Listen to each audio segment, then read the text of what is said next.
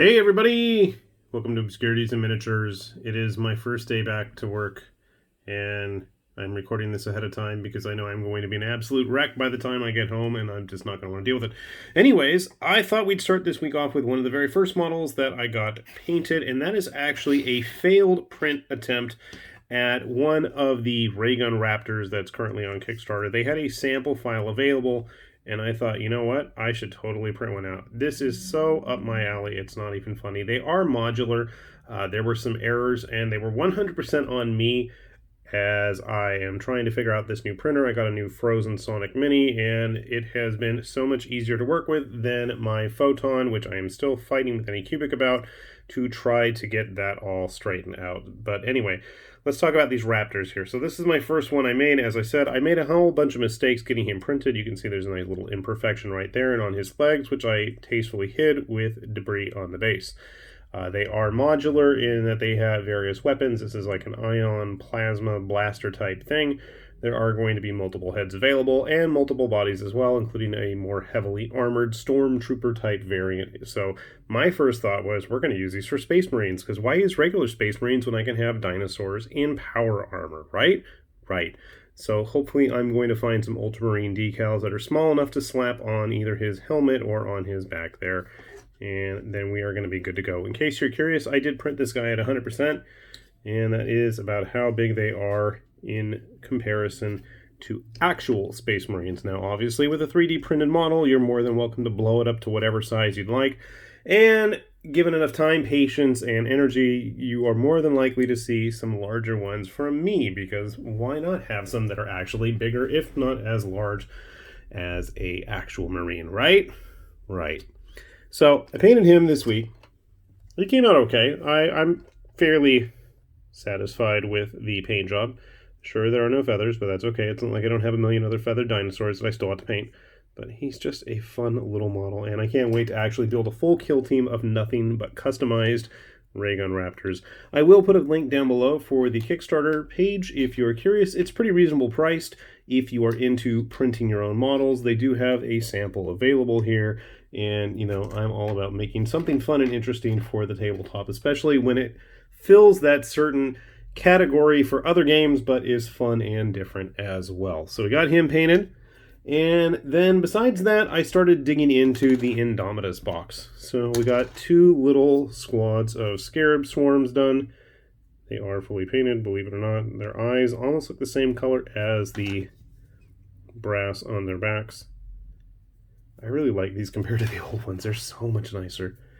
And then I painted up quite a few warriors. Now, I got flack from my brother on this. I wanted to paint them up like boomers from Bubblegum Crisis, but rather than use a full pure metallic blue, I went with the kind of tealy turquoise look that the Nihilek Dynasty has. So they are appropriate Dynasty colors. We're just going to go all in with it and turn it into an 80s anime, because why not, right? So I stuck with the regular old-fashioned green Photon rifles. Not Photon rifles. Gauss rifles. Couple skull painted ones. Designate those as the commanders. I did end up giving them all red eyes. I don't know if it's easy to see. The camera's being weird with me. I'm trying to keep it so it's not so bouncy, but then I can't zoom it in as close, and it's really dark right now, so I can't. Every time I try to readjust it, yeah. I rest my case. Here we go. The larger cannons.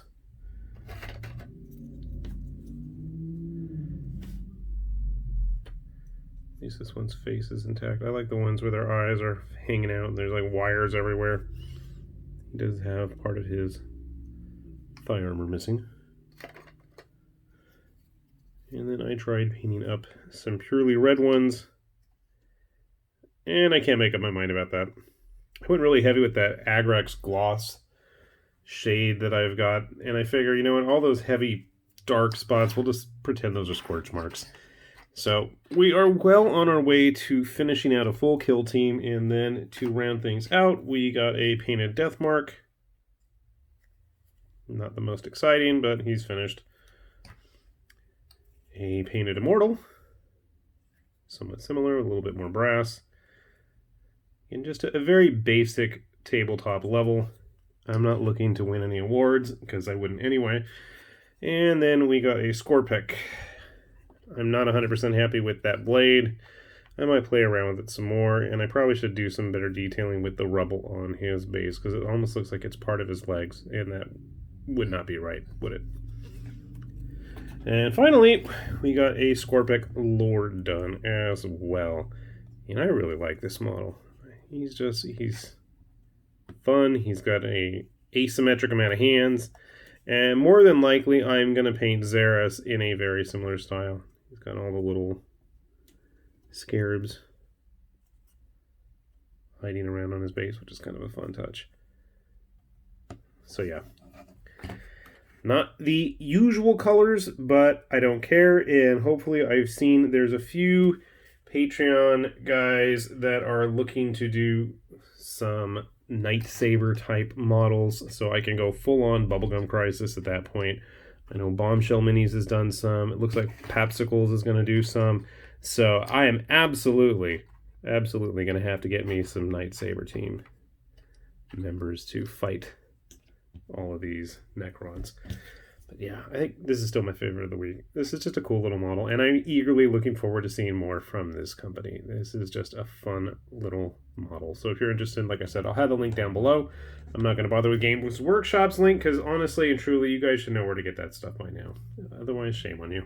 Hopefully, I'll have something else painted next week. I honestly don't even know. It's just going to be such a circus this week. Yeah, I've mentioned before, I'm in education, and it's the night before school starts. Everything is supposed to be online only, but we're still having the classes get made. So maybe I'll have some students tomorrow, maybe I won't.